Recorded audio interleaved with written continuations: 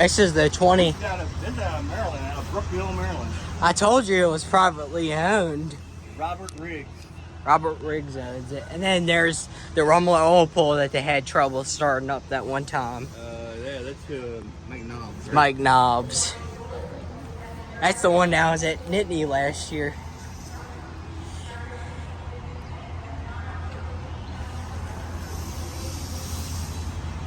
I see the case is cold up too.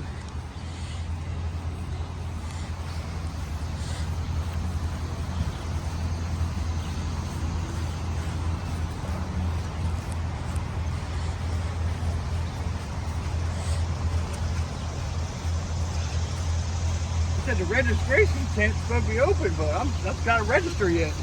Don't panic. The show's not over. So. Yeah.